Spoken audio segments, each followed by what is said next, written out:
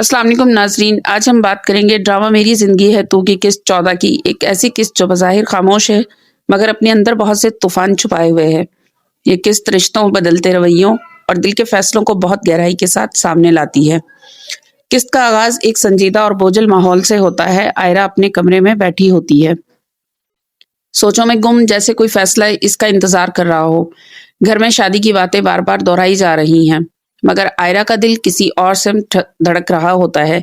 इसी लम्हे उसकी माँ उसके पास आकर बैठती है और एक जुमला कहती है जो आयरा के दिल में तीर की तरह लगता है।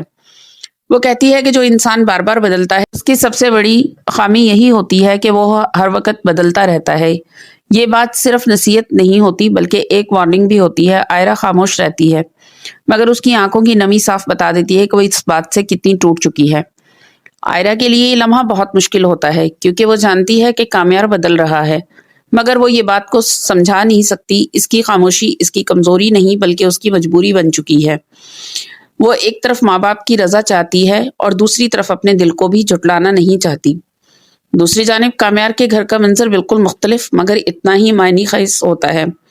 कामयार का बाप अपनी बीवी से बात करते हुए कहता है कि कामयार अब वाकई बदल गया है, वो सबका ख्याल रखने लगा है, बिजनेस को जिम्मेदारी से संभाल रहा है। उसका गुस्सा भी पहले जैसा नहीं रहा, ना वो ज्यादा चीखता है और ना ही बेकाबू होता है। माँ खामोशी से सुनती है, उसके चेहरे पर फख्र भी होता है और एक हल्की सी परेशानी भी, जैसे वो समझ रही हो कि ये तब्दीली किसी गहरी मोहब्बत की वजह से आई है। इसी लम्हे कामयार कमरे में दाखिल होता है। उसके अंदाज में पहले जैसी उलझन नहीं बल्कि एक मजबूत फैसला झलक रहा होता है। वो अपने माँ बाप के सामने खड़ा होकर साफ लफ्जों में कहता है कि वो शादी सिर्फ आयरा से करेगा। इसकी आवाज में ना जिद होती है ना गुस्सा, बल्कि यकीन और सच्चाई होती है। ये मंजर इस बात का सबूत बन जाता है कि कामयार वाकई बदल चुका है और अब वो अपने फैसलों से पीछे हटने वाला नहीं।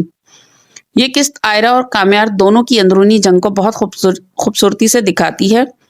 एक तरफ आयरा है जो बोल नहीं पा रही और दूसरी तरफ कामयार है जो बोलने की हिम्मत जमा कर चुका है। यही फर्क इस किस्त को खास बना देता है। कहानी सुस्त जरूर लगती है मगर हर मंजर आने वाले बड़े फैसले की बुनियाद रख रहा होता है। किस्त 14 किसी बड़े धमाके पर खत्म नहीं होती बल्कि एक सवाल छोड़ जाती है, क्या आयरा भी वो हिम्मत कर पाएगी जो कामयार ने कर ली है, या फिर हालात एक बार फिर दोनों के बीच दीवार बन जाएंगे। इस सवाल के साथ आज की किस्त का जायजा यहाँ खत्म करते हैं।